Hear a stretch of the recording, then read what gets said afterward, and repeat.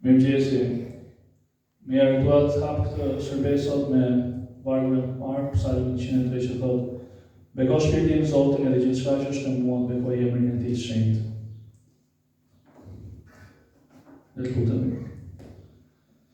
Zoti Jezus, falenderojmë për Ti që në çdo kohë përmbledh, në çdo moment Zot, edhe në çdo lloj kushte Zot, atmosferë për ndihmën tim përpara Teje Zot. Ne të falenderojmë për Ti për këtë kohë sot që do të kemi me Ty edhe me sjellim Zot edhe dorëzojmë në kamën e Tua për Ti, në mënyrë që Ti të marrësh shpejtimin Zot edhe në gjitha ndrimin edhe adhurimin e zemrave tona. Për të lutem për këtë kohë adhurimi, mesazhi për Ti edhe të bëj gjithçka për lavdin e emrit Tënd. Në emrin e Tij të lutemi. Amen.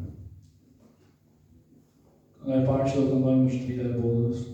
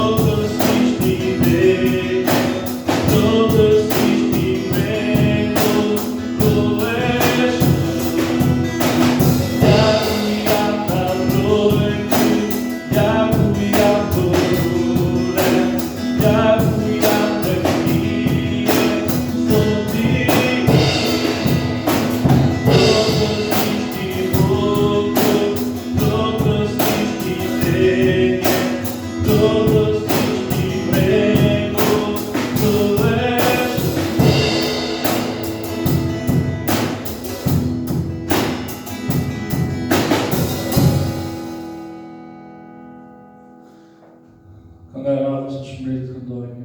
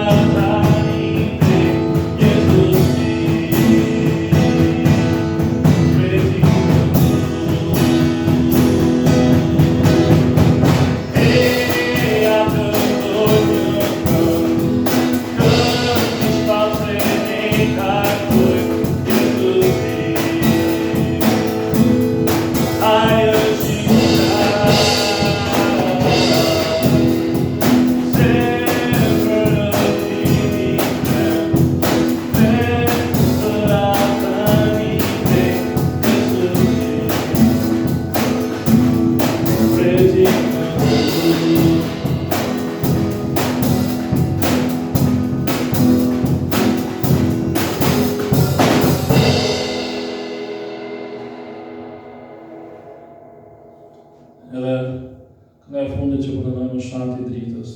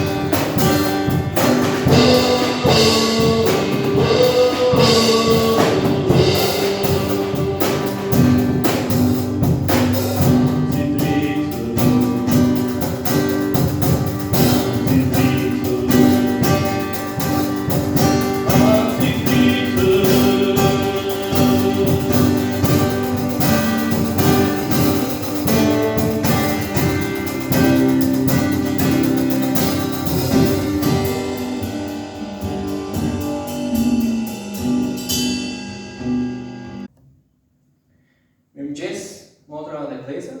Është kënaqësi dhe privilegj që mblidhemi bashkë. Edhe kam thënë shpesh që është privilegj kur mblidheshim kishë, është privilegj që kemi mundësi nga Zoti që të mblidhemi, jemi të lejuar për të takuar edhe tani më shumë se kur kjo shprehje merr vlerë. Nuk kemi pasur mundësi të takohemi për një muaj e gjysmë, gati 2 muaj tani, edhe po ja ndjej mungesën shumë njëri tjetrit, takimeve me njëri tjetrin e gjithë këto. Por lavdi Zotit prapë kemi mundësi përmes teknologjisë, përmes videove, për të mbledhur sërish bashkë, për të dëgjuar sërish nga fjala e Perëndisë. Edhe është me të vërtetë privilegj që ne kemi këtë mundësi. Dhe duket pak si paradoksale, sepse deri dje ankoheshim që teknologjia na mbante larg nga Perëndia. Ndërsa sot është pikërisht teknologjia ajo që po na bashkon. Po na bashkon për të qenë si një trup i vetëm përpara fronit Perëndisë, përpara Perëndisë, për të mësuar edhe për të marrë nga fjala e Zotit. Është bekim nga Zoti edhe kjo pjesë. Unë shpresoj që gjithë jeni mirë, që familjen tuaj janë mirë edhe këtë kohë po e shfrytëzoni për të kaluar kohë me Perëndin, por gjithashtu edhe për të kaluar kohë me familjen tuaj. Isha duke menduar pak për temën që do ndalim sot, edhe kam zgjedhur i bindur ndaj fjalës Perëndisë. Pra, ti edhe unë jetojmë, ose kisha e Perëndisë jeton jetën e saj në bindje ndaj Zotit. Edhe shpesh herë kam parë edhe në jetën time edhe tek njerëz të tjerë që ndonjëherë përpiqemi shumë edhe është shumë e vështirë. Duket sikur ne bëjmë maksimumin për të arritur diçka, por ndonjëherë nuk funksionon.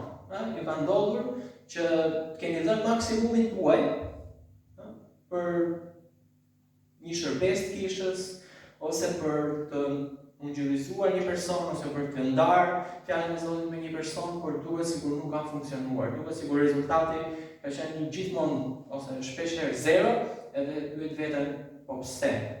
Po përpiqesha që të bëja diçka të mirë, po përpiqesha të jepja kontributin tim.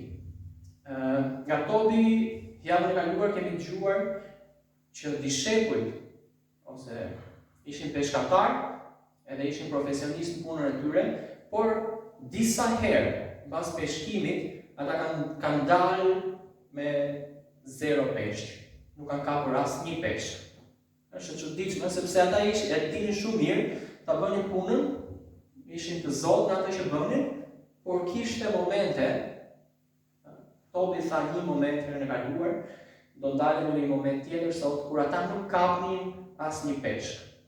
Apo e bënin ata punën njësoj si herët e tjera? Jam i bindur që po, jepni maksimumin sepse jeta e tyre varet nga peshkimi. Edhe ndoshta ata pyesnin veten, po pse këtë radhë nuk kapun gjë? Ndoshta pyesnin veten, po çfarë bëm ne gabim këtë radhë që nuk funksionoi. Në një moment i ngjashëm me javën e kaluar kemi tek Luka kapitulli 5, vargu 5. Kapitulli 5 vargu 1 edhe vazhdim, por vargu që unë do doja të ndaleshim është te kapitulli 5, vargu 5 te Luka. Ta them pak shkurt historinë. Jezusi do të ndaj fjalën e Perëndisë me njerëzit, kishte shumë njerëz, merr borxh varkën e Pjetrit, u predikon njerëzve fjalën e Perëndisë, dhe mbasi ka predikuar i thot Pjetrit shko, edhe e shko prapë. Ndërkohë që Pietri, kur Jezusi shkon atje, ishte duke larë rrjetat, sepse nuk kishin zënë asnjë gjë gjithë natën. Nuk dua t'i kthej predikimit topit që tha disa gjëra për peshkimin, që peshkohet natën, është më e thjeshtë, ka më shumë peshk, ditën është pothuajse e pamundur, etj. Por Jezusi i thot Pietrit shko edhe hidh rrjetat sërish. Edhe prandaj thash do dalim në Luka 5, vargu 5.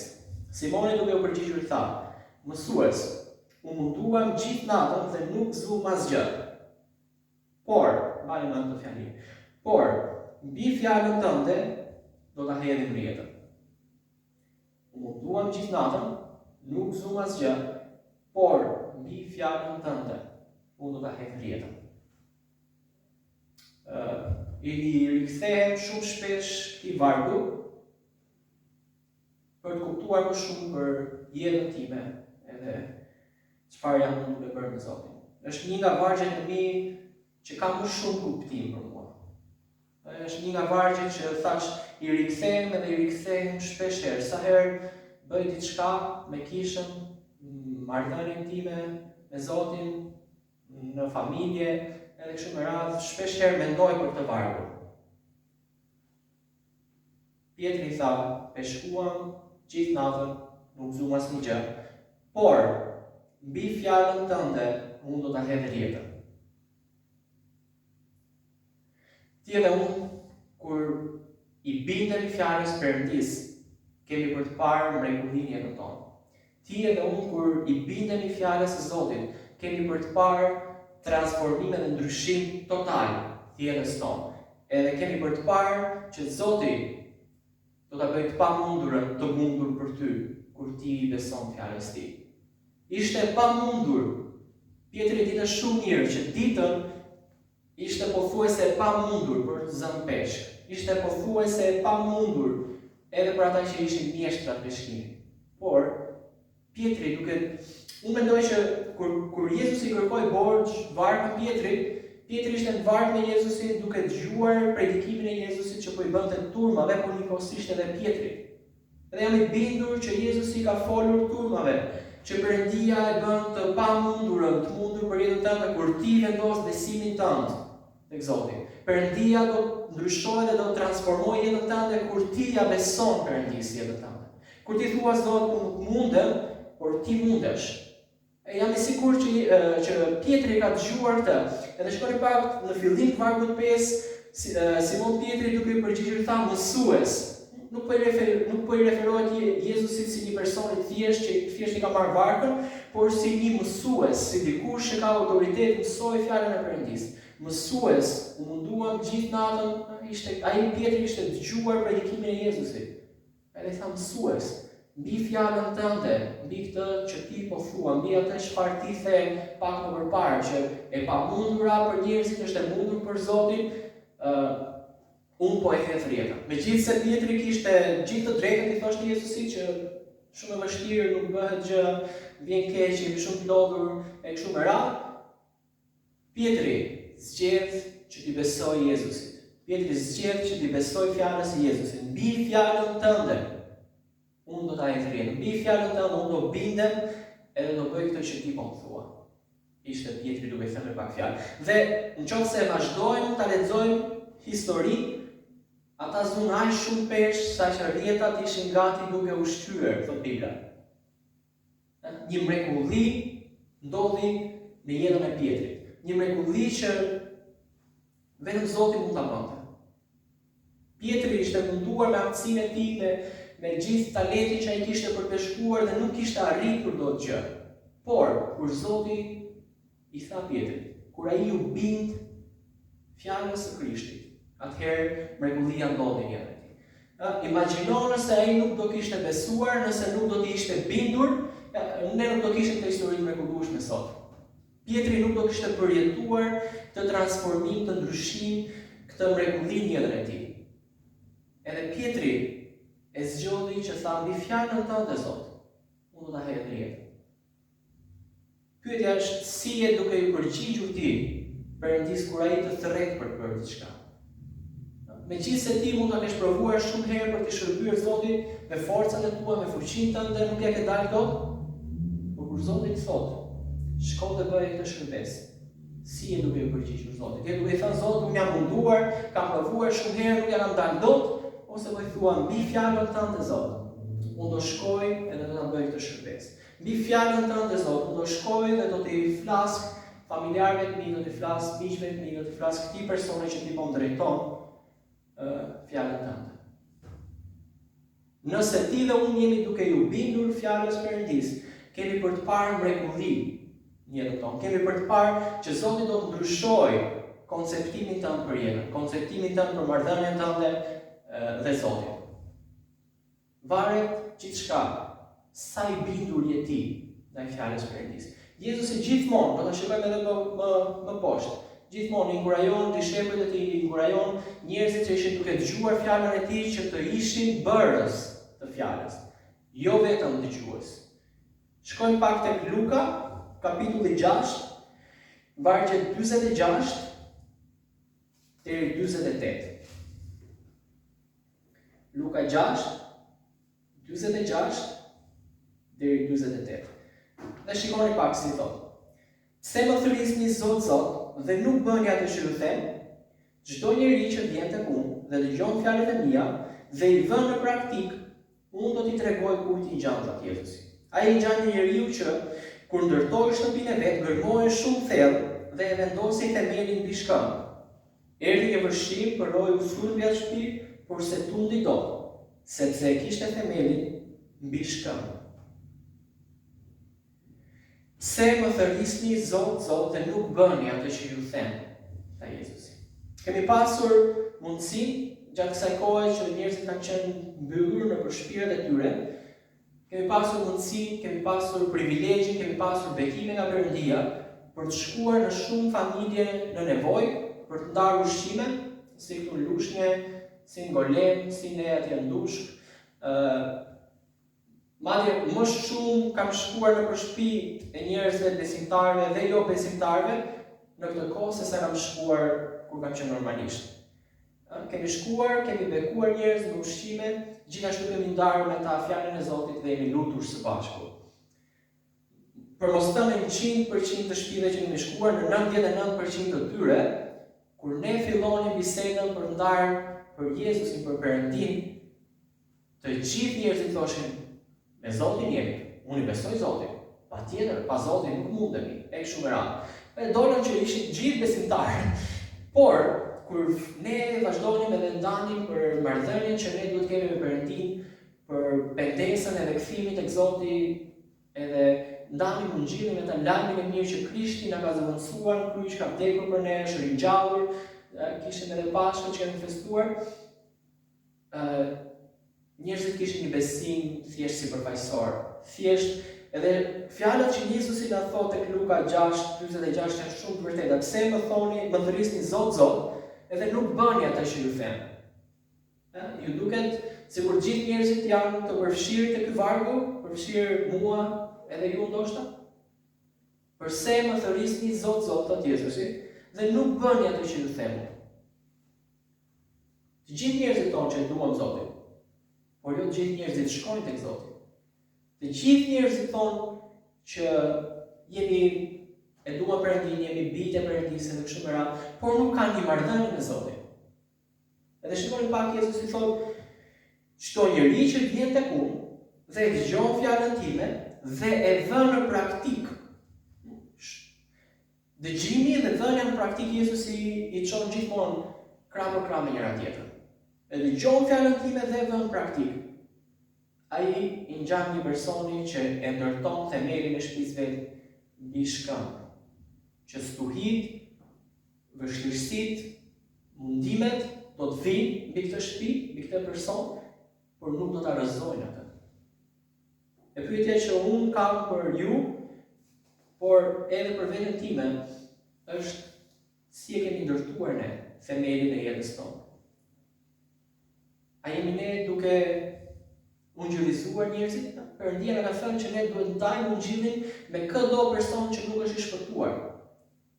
Pse më thërrisni Zot, Zot, dhe nuk bëni atë që unë ju kam thënë, thotë Jezusi. Mos u bëni vetëm dëgjues, por edhe bërës të fjalës Perëndis. A na ka thënë Zoti ne që të lutemi, sa po kalon ti dhe unë kohë lutje, për veten tonë, për njerëzit rreth rrotull, për kombin tonë, për këtë virus që ka rënë, edhe kështu me radhë. Sa jemi ne duke kaluar kohën tonë lutje? Sa jemi ne duke bërë atë çfarë Perëndia na kërkon që të bëjmë? Sa jemi ne duke kaluar kohë me fjalën e Perëndis, duke lexuar Biblën që Perëndia na ka dhënë, fjalën e Tij, vërtetën e Tij. Sa jemi ne duke bërë? Sa je ti dhe unë duke ju bindur Perëndis? Nuk e di, por shpeshherë ne nuk e jetojmë jetën tonë në besim edhe në bindje ndaj fjalës Perëndis. Imagjinoni pak nëse i paralizuari do ta dinte që Jezusi është shërues, por nuk do të shkonte të besonte tek Jezusi që ai mund ta shëronte atë. Imagjinoni pak nëse gruaja me rrjedhë gjakun do ta besonte që Jezusi mund të bëjë mrekullinë edhe në saj, por nuk do të shkonte që ta prekte rrobën e Jezusit. A do të kishin përjetuar këta persona mrekullinë edhe në tyre? A do të kishin qenë këta persona të transformuar edhe ta kalonin marrëdhënien e tyre në një nivel tjetër me Perëndin? E shumë njerëz fatkeqësisht sot qëndrojnë në këtë nivel. Ata e dinë që Jezusi ka ardhur, ata e dinë që Jezusi ka vdekur në kryq, ata e dinë që Jezusi ka falur mëkatet, kujdo që pendohet edhe kthehej tek ai, por qëndrojnë vetëm këtu. Nuk e bëjnë të hap besimi. Përse më thërisni Zot ta Jezusi dhe nuk bëni atë që unë ju them. E nëse ti edhe unë qëndrojmë këtu, Perëndia na fton që ne të bëjmë një hap besimi. Ti bindemi fjalës Perëndis, ti bindemi asaj që Zoti na thret. Fatkeqësisht shumë njerëz sot thashë dinë për vdekjen dhe ringjalljen e Jezusit, por shumë pak janë ata që e bëjnë të hap besimin dhe e besojnë Jezusin në jetën e tyre. E Perëndia na ka thënë që ne duhet të shkojmë edhe të ndajmë të lajm mirë me këta persona. Vëllezër dhe motra, do doja që t'ju inkurajoja që të keni hapa besimi, të ishin të bindur ndaj fjalës Perëndis, edhe të ishin bërës sa jo vetëm dëgjues ta Jezusit. Ti jeni si ky personi që e ndërton shtëpinë e tij mbi shkëmbë. Si ky personi që kur stuhit edhe vështirësitë si kjo që jemi duke kaluar tani të vinë, mos kemi frikë, mos të tundemi, sepse themelet tona janë mbi shkëmbin e shpëtimit që është Jezus Krishti. Nëse ti edhe unë jemi duke përjetuar këtë situatë, virusi, izolimi, me frikë, me panik, shumë e radhë, Zoti ka një plan për ty dhe për mua. E Perëndia nuk do të na lëri dhe ai nuk do të na braktisë, edhe Zoti ka një plan për këtë. Besoj Zotit. Besoj Zotit sot edhe ke për të përjetuar një mrekulli, ke për të përjetuar që Zoti është sigurues yt, që Perëndia është shpëtimi, që Zoti na mban në paqe edhe në siguri. Paqe do të bie edhe paqe do të fletë Zoti. Tek psalmi. Pyetja ime është, je ti edhe unë duke jetuar jetën tënde dhe timen në besim ndaj Zotit, në besim ndaj fjalës tij ose jo? Kemi një moment tjetër, të gjithë e dimë historinë e Eliseut dhe Namanit. Kemi tek 2 mbretërve, kapitulli 5, vargje 10 deri në 14 do shohim bashkë. Namani shkon tek Eliseu për t'i kërkuar që të pastrohet nga lebra. Shikojmë pak përgjigjen që Eliseu jep. Atëherë Eliseu i dërgoi një lajmëtar për t'i thënë: "Shko të lahesh 7 herë në Jordan, dhe mishi yt do të kthehet si më parë dhe do të jesh i pastër." Por Namani u zemërua dhe iku duke thënë: "Ja, unë mendoja, ai ka për të dalë me siguri përballë meje. Do të ndalet, do të përmend emrin e Zotit, Perëndisë të tij, do të lëviz me dorë mbi pjesët e sëmura dhe do të shërojë nga lebra. Lumet e Damaskut, Abanahu dhe Frapari, a nuk janë më të pastra se tërë ujërat e Izraelit? Nuk do të lahesh në ato dhe të bëhen pastër." Kështu u kthye dhe iku tërë i natë. Por shërbëtorët e tij u afruan dhe i folën duke thënë: "Aty, në qoftë se profeti do të kishte urdhëruar një gjë të madhe, ti a do ta kisha bërë? Aq më tepër tani që të ka thënë: lahu dhe do të pastrohesh. Atëherë ai zbriti dhe u zhyt 7 herë në Jordan, sipas fjalës së njeriu të Perëndisë. Mishi i tij u bë si mishi një fëmijë të vogël dhe ai u pastrua. Është histori e mrekullueshme kur ne e lexojmë. Por le të mendojmë pak një moment. Nëse Naamani nuk do të ishte bindur fjalës që Eliseu tha, a do ta kishim këtë histori sot në Bibël? Jam i sigurt që jo. Edhe Perëndia kërkon që ne të bindemi Zotit edhe kur situatat duken si të çuditshme, edhe kur situatat duken sikur nuk kanë kuptim për ne. Naamani po thotë, çfarë kuptimi ka që unë vit lahem në Jordan, kur mund të lahesha shumë mirë tek lumejt e Damasku, Tabanau, Farpari e tjerë, që janë shumë herë më të pastër. Duket se nuk kishte asnjë lloj kuptimi për të. Por Perëndia kërkon besim ndaj fjalës tij. Ndaj fjalës që Eliseu i kishte thënë. Shkoj lau në Jordan 7 herë. Prapë mund mos kishte kuptim se do të lahem 7 herë dhe jo 8. Pse 7 dhe jo 6, edhe kështu me radhë. E Perëndia kërkon që edhe në situata të çuditshme, edhe të pakuptimta për ne, ai prapë ka një plan. Edhe në situata të vështira dhe kur duket sikur asnjë gjë nuk ka kuptim ose vlerë për ne, bindju fjalës Perëndisë, bindju edhe ke për të parë. Naamani u bind plotësisht madje. Shkoi në Jordan dhe u la 7 herë. Edhe atëherë, kur herën e 7 kur ai doli, atëherë ai ishte pastruar. A mund kishte provuar një herë, mund kishte provuar 2 herë, 3 herë, s'po ndodh gjë. E ka futur kot Eliseu. Po i kishte shtëpi tani. Nuk ndodhi asnjë gjë. Por Perëndia kërkoi bindje totale nga ty dhe nga unë sot. Apo bindemi në Zotin plotësisht në atë çfarë Perëndia na thon. Në atë çfarë fjala e Perëndisë na mëson. Edhe unë t'i kurajoj ty sot, t'i bindesh fjalës Zotit plotësisht, ashtu si ajo të vjen, ashtu si Perëndia na mëson në Bibël, në fjalën e Tij. Kalojmë kohë me Zotin, kalojmë kohë me fjalën e Tij, edhe kemi përgjuar qartësisht atë që Perëndia ka për të na thënë, atë që Perëndia ka për të na mësuar. Edhe ke për të parë që mrekulli edhe transformim jetës tënde ka për të ndodhur. Kur ti edhe unë i bindemi Zotit plotësisht. A ka kuptim tani situata me virusin që jemi pse ndodhi, shumë njerëz janë duke vdekur, shumë njerëz janë duke vuajtur, shumë tjerë janë duke vuajtur nga uria për shkak se nuk po dalin dot të punojnë. Duket sikur nuk ka asnjë lloj kuptimi. Por Perëndia e ka gjithmonë një plan. Asnjë gjë nuk ndodh pa lejen e Zotit. Edhe kur Perëndia ka lejuar këtë situatë në jetën tonë, ne duhet të dëgjojmë atë çfarë Zoti na thotë. Perëndia na ka mësuar ne që ne duhet të lutemi për njëri tjetrin. Na ka mësuar që duhet të lutemi për vendin tonë, për kombin tonë. Na ka mësuar që duhet të ndihmojmë njerëzit që janë në nevojë. Na ka mësuar që të jemi këmbgulës në lutje, që të jemi këmbgulës në fjalën e Tij, që të jemi bërës, mësuam e pam pak më përpara të vargu. Jo vetëm dëgjues fjalës, por bërës së saj. Ne ta jetojmë jetën tonë me besim. Edhe ka lajme nga më të ndryshme, por një nga lajmet që kam parë më të bukura ishte që shumë kisha po përjetojnë rizgjim në jetën e tyre. Shumë besimtarë janë duke parë dorën e Zotit, t'i drejtojë dhe t'i udhëheqë. Shumë njerëz janë duke parë që Perëndia është përmbi çdo gjë tjetër. Edhe Perëndia e ka një arsye sepse e ka lejuar. Pyetja është, a je ti duke ulur edhe duke hetuar zemrën tënde çfarë është Zoti duke mësuar ty në këtë situatë? Çfarë është Zoti duke të thënë ty në këtë moment? E këtë mund ta mësojmë vetëm duke qëndruar në praninë e Perëndisë.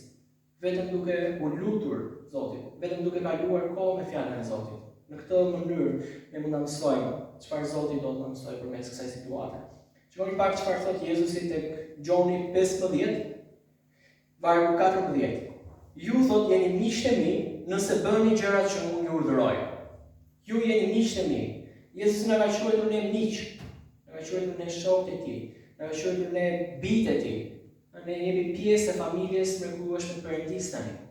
Çdo person që ka vendosur besimin e tij tek Zoti, çdo person që e ka pranuar Krishtin si Zotin dhe shpëtimtarin e jetës së tij, Jezusi thotë ju jeni miqtë e mi nëse bëni gjërat që unë ju them që të bëni.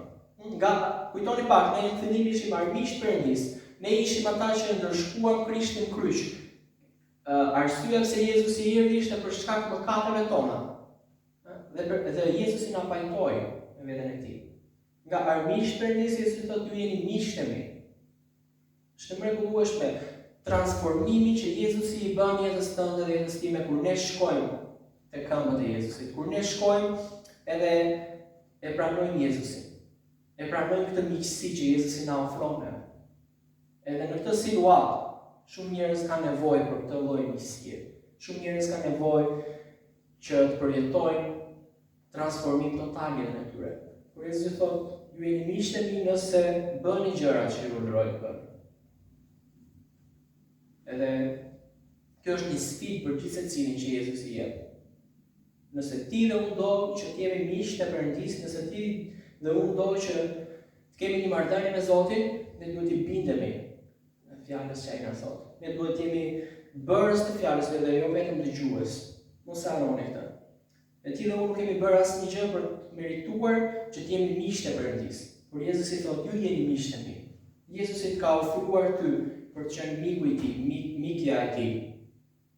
Përgjigjesh në dorën tënde, si do ti të jesh përballë Jezusit, si miku i tij ose si armiku i tij. Edhe një zgjidhje e zgjuar është që të jesh mik me Jezusin. Edhe kjo ofertë është për gjithë secilin sot. Nuk ka përjashtime, edhe Jezusi ka bërë të mundur për gjithë secilin për ne, që ne të jemi miqtë e tij. Do që të luteshim bashkë për këto që dëgjuam dhe që fjala e Perëndis të hetojë zemrat tona edhe Zoti na flas përmes kësaj fjale. Jezus, ne duam të falenderojmë për ti, Zot, që ti je miku jon, Zot, edhe ti ke bërë të mundur, Zot, këtë miqësi, Zot. Vetëm përmes teje për ti, vetëm përmes gjakut tënd në kryq, Zot, që ne jemi të pajtuar edhe jemi të falur, Zot. Zot, ne duam të falenderojmë ty, Zot, për dhuratën e mrekullueshme, Zot, që ti ke bërë për gjithë secilin prej nesh, Zot. Zot, ne duam të falenderojmë ty, Zot, që je i mirë me ne, Zot, që ke një plan, Zot, për jetën e gjithë secilit, Zot, edhe ti, Zot, kërkon që të na transformosh jetën tona, Zot, duke të bindur ty për ti.